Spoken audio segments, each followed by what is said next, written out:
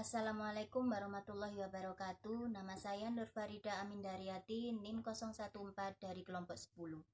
Dalam kesempatan kali ini, saya akan menjadi moderator dari kelompok 9 yang akan mempresentasikan materi dengan judul pendapatan, penghasilan, dan penjualan.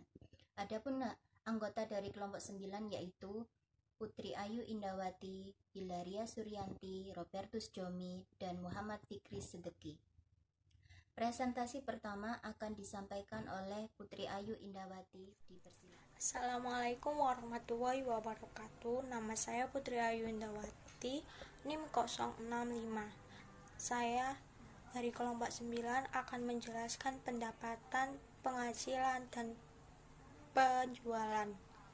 Dalam SAAKITP yang diatur oleh IAI, pendapatan berarti suatu penambahan aset atau penurunan kewajiban yang mengakibatkan kenaikan ekuitas yang tidak berasal dari kontribusi penanaman modal.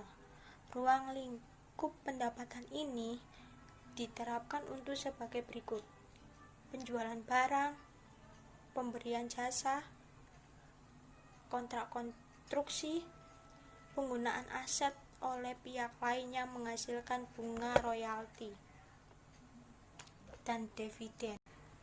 Nilai wajah tersebut tidak termasuk pengurangan seperti potongan perdagangan, potongan tunai atau retur, dan pengurangan langsung diperhitungkan kepada pendapatan. Entitas harus mengeluarkan dari pendapatan sejumlah nilai yang menjadi bagian pihak ketiga seperti pajak, penjualan, pajak atas barang dan jasa, serta PPN. Pengakuan dibagi menjadi 4 sebagai berikut: 1. Penjualan barang yang diakui. 2. Penyediaan jasa. 3. Kontrak konstruksi. 4. Bunga royalti dan dividen. Menurut UU PH nomor 36 tahun 2008 pasal 4 ayat 1, pengertian penghasilan yaitu setiap tambahan kemampuan ekonomi yang diterima atau diperoleh WB, baik yang berasal dari Indonesia maupun dari luar Indonesia, yang dapat dipakai untuk konsumsi penambahan kekayaan WB yang bersangkutan dengan nama dan dalam bentuk apapun. Penghasilan objek pajak. Menurut pasal 4 ayat 1 UU PH nomor 36 tahun 2008, penghasilan yang merupakan objek pajak sebagai berikut: A. Penggantian atau imbalan berkenaan dengan pekerjaan atau jasa yang diterima atau diperoleh, termasuk gaji, upah, tunjangan, honor, komisi, bonus, gratifikasi, uang pensiun, atau imbalan bentuk lainnya kecuali yang ditentukan undang-undang. B. Hadiah dari undian, pekerjaan, atau kegiatan lainnya. C. Keuntungan karena penjualan atau karena pengalihan harta. D. Sewa penghasilan lain sehubungan dengan penggunaan harta. E. Penerimaan kembali pembayaran pajak yang telah dibebankan sebagai biaya dan pembayaran tambahan pengembalian pajak. F. Penerima atau pemperoleh pembayaran berkala. G. Keuntungan karena kebebasan utang, kecuali sampai dengan jumlah tertentu yang ditetapkan dengan peraturan pemerintah PP 130 tahun 2000. Ini adalah contoh penghasilan objek pajak. PT POO mendapat pernyataan kebebasan utang dari PT Pinglet sebesar 400 juta. Dengan demikian, PHKP yang harus diakui oleh PT POO adalah sebesar 100 juta. Koreksi fiskal yang diakui oleh PT POO adalah sebesar 300 juta dan PHKP-nya sebesar 100 juta. Penghasilan bukan objek pajak. Menurut pasal 4 ayat 3 UU PH nomor 36 tahun 2008 adalah A. Hadiah dibagi menjadi 2. 1. Bantuan atau sumbangan, termasuk zakat dan sumbangan keagamaan yang sifatnya wajib bagi pemeluk agama yang diakui di Indonesia, dikecualikan sebagai objek PPh sepanjang tidak ada hubungan usaha, pekerjaan, kepemilikan atau penguasaan di antara pihak yang bersangkutan. PPh 18 tahun 2009. 2. Harta, hibah, bantuan atau sumbangan yang diterima oleh keluarga saudara dalam garis keturunan lurus 1 derajat, badan keagamaan yang semua mata pengurus tempat ibadah atau penyelenggaraan ibadah tanpa pencarian keuntungan. Harta yang diterima ahli waris bukan merupakan objek PPh, tetapi warisan yang belum terbagi, maka atas warisan tersebut terdapat penghasilan yang masih merupakan objek pajak. C. Harta yang termasuk setoran tunai yang diterima oleh badan sebagaimana dimaksud dalam pasal 2 ayat 1 huruf B sebagai pengganti saham atau pengganti penyertaan modal. Ini adalah contoh penghasilan bukan objek pajak. PT Mabon menyertakan uang tunai ke PT Dewi sebesar 700 juta sebagai penyertaan modalnya. Atas setoran tunai tersebut bagi PT Dewi bukan merupakan penghasilan dan bagi PT Mabon juga merupakan biaya. Nama saya Muhammad Fikri, NIM 198.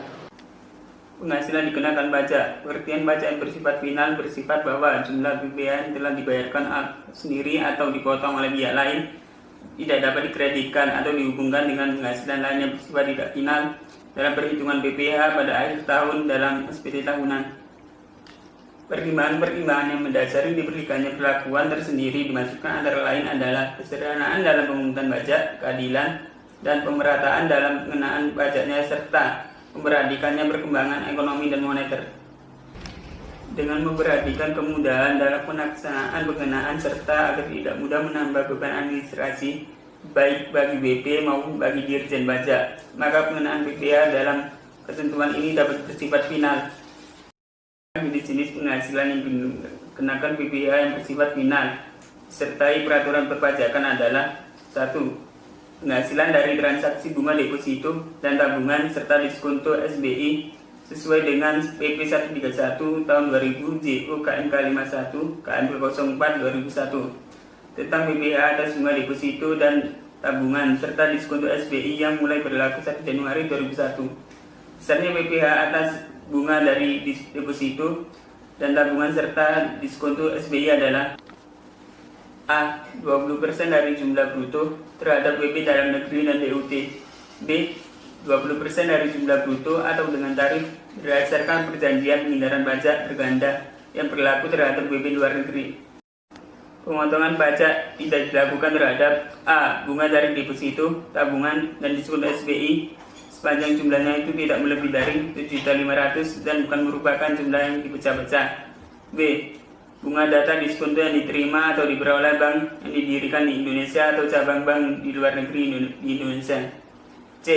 Bunga tabungan pada bank yang ditunjuk pemerintah dalam rangka pemilikan rumah sederhana dan sangat sederhana. 2. Penghasilan dari transaksi bunga obligasi sesuai dengan PP 16 tahun 2009 CO PMK 85 PMK 03 2011 tentang PPh atas penghasilan berupa bunga obligasi yang mulai berlaku 2009. Besarnya PPh adalah sebagai berikut. A. Bunga dari obligasi dengan kupon. B. Diskonto dari obligasi dengan kupon. C. Dari selisih lebih harga jual atau nilai nominal di atas nilai perolehan obligasi tidak termasuk bunga berjalan. C. Diskonto obligasi tanpa bunga adalah sebesar sebagai berikut. 1. 15% bagi BP dalam negeri dan BUT. 2. 20% atau sesuai dengan tarif P3B bagi BP luar negeri selain BUT. Dari selisih lebih harga jual atau nilai nominal di atas harga perolehan obligasi. D. Bunga dan atau diskonto dari obligasi yang diterima atau diperoleh BP reksadana yang terdaftar dalam Bapepam dan lembaga keuangan sebesar 0% untuk tahun 2009 sampai dengan tahun 2010. 1. 5% untuk tahun 2011 sampai dengan tahun 2013. 2. 15% untuk tahun 2014 dan seterusnya. Atas penghasilan diterima oleh BP berupa bunga obligasi dikenakan potongan PP yang bersifat final kecuali bagi BP tertentu. 3. Penghasilan dari transaksi hadiah undian sesuai dengan PP 132 tahun 2000 JO KIP 395 PJ 43 2001 tentang PPh atas hadiah undian dengan nama dan dalam bentuk apapun. Besarnya PPh yang dipotong atau dipungut adalah 25% dari jumlah bruto hadiah undian. Penyelenggara undian wajib memotong atau memungut PPh dimaksud penyetoran PPh tersebut oleh penyelenggara undian dengan SPP selambat-lambatnya tanggal 10 bulan berikutnya. Sedangkan pelaporan ke KPP setempat dengan seperti masa PPh atas hadiah undian selambat-lambatnya tanggal 20 bulan berikutnya setelah undian atau hadiah tersebut diserahkan. Perkenalkan, nama saya Robert Sujomi, NIM 1816139. Di sini saya akan melanjutkan penjelasan atau presentasi yang telah dijelaskan oleh teman saya sebelumnya mengenai materi pendapatan, penghasilan, dan penjualan. Pada poin 4, penghasilan dari transaksi hadiah undian sesuai dengan PP 132 tahun 2000 tentang PPh atas hadiah undian dengan nama dan dalam bentuk apapun. Besarnya PPh yang dipotong atau dipungut adalah 25% dari jumlah bruto hadiah undian. Penyelenggara undian wajib memotong atau memungut PPh dimaksud. Penyetoran PPh tersebut oleh penyelenggara undian dengan SPP selambat-lambatnya tanggal 10 bulan berikutnya. Sedangkan pelaporan ke KPP setempat dengan seperti masa PPh atas hadiah undian selambat-lambatnya tanggal 20 bulan berikutnya setelah undian atau hadiah tersebut diserahkan. Contoh, pada tanggal 29 Juni 2012, PT APO mengadakan undian dengan total hadiah 500 juta rupiah. Atas hadiah tersebut, PT APO harus memotong hadiah sebesar 125 juta dengan memberikan bukti pemotongan PPh final pasal 4 ayat 2 atas hadiah undian kepada penerima hadiah tersebut. PT APO wajib menyetorkan pajak hadiah undian tersebut dengan menggunakan SSP paling lambat tanggal 10 Juli 2012. Juga PT APO wajib melaporkan pada KPP melalui SPT masa final pasal 4 ayat 2 paling lambat tanggal 20 Juli 2012. Poin 5. Penghasilan dari transaksi saham di Bursa Efek. Penghasilan dari transaksi saham di Bursa Efek sesuai dengan PP 14 tahun 1997 tentang PPh atas penghasilan dari transaksi penjualan di Bursa Efek yang mulai berlaku tanggal 29 Mei 1997. Atas penghasilan yang diterima orang atau badan dari transaksi penjualan saham, baik saham pendiri maupun bukan saham pendiri di Bursa Efek dipungut PP yang bersifat final sebesar 0,1% dari jumlah bruto nilai transaksi penjualan. Khusus pemilik saham pendiri dikenakan tambahan PPh sebesar 0,5% dari nilai saham perusahaan pada saat penutupan bursa di akhir tahun. Contoh, PT Roket Tbk melakukan IPO di Bursa Efek Indonesia dengan harga penawaran 10.000 per lembar saham. Apabila saudara Ares memiliki 100 lembar saham pendiri, maka dia harus menyetor PPh final sebesar 6 juta paling lambat 1 bulan setelah IPO dilakukan oleh PT Tbk. Apabila penyetoran dalam waktu tersebut tidak dilakukan, maka keuntungan atas penjualan saham tersebut akan diakui sebagai penghasilan yang akan dikenai pajak sesuai dengan pasal 17 Undang-Undang PPh. Apabila Bursa Efek Indonesia berhasil melakukan penjualan saham PT Roket Tbk senilai 1 miliar, maka PPh final yang dipotong atas transaksi saham tersebut adalah 1 juta. Poin 6. Penghasilan dari transaksi derivatif yang diperdagangkan di bursa sesuai dengan PP 17 tahun 2009 tentang PPh atas penghasilan dari transaksi derivatif berupa kontrak yang berjangka yang diperdagangkan di bursa yang mulai berlaku 1 Januari 2009. Apabila penghasilan tersebut dikenai PPh yang bersifat final sebesar 2,5% dari margin awal, di mana margin awal adalah sejumlah uang atau surat berharga yang harus ditempatkan oleh pialang berjangka atau anggota bursa pada lembaga clearing dan penjamin pelaksana transaksi kontrak berjangka. Poin 7. Penghasilan dari usaha jasa konstruksi dengan PP 51 tahun 2008 tentang penghasilan dari usaha jasa konstruksi atas pendapatan tersebut dikenai PPh yang bersifat final. PPh final tersebut dipotong oleh pengguna jasa pada saat pembayaran. Besarnya PPh yang dipotong oleh pengguna jasa adalah jumlah pembayaran tidak termasuk PPN dikalikan PPh yang bersifat final. Poin 8. Usaha real estate sesuai dengan PP 71 tahun 2008 dikenakan PPh sebesar 5% dari jumlah bruto nilai pengalihan hak atas tanah dan atau bangunan, kecuali untuk rumah sederhana dan rumah susun sederhana sebesar 1% dari jumlah bruto nilai pengalihan. Pajak-pajak tersebut bersifat final. Contoh, PT Kuat Propertindo merupakan pengusaha real estate menjual rumah susun sederhana milik Rusunami dengan harga 1 tipe studio sebesar 150 juta. Maka PPh atas pengalihan hak atas tanah rumah sederhana dan rumah susun sederhana adalah 1% kali 1.500.000 sama dengan 1.500.000 yang wajib dibayar PT Kuat Propertindo. Poin 9. Penjualan bahan bakar minyak jenis premix, super TT dan gas untuk penyalu atau agen Pertamina sebesar 0,3% sesuai dengan PMK 154/PMK 03/2010.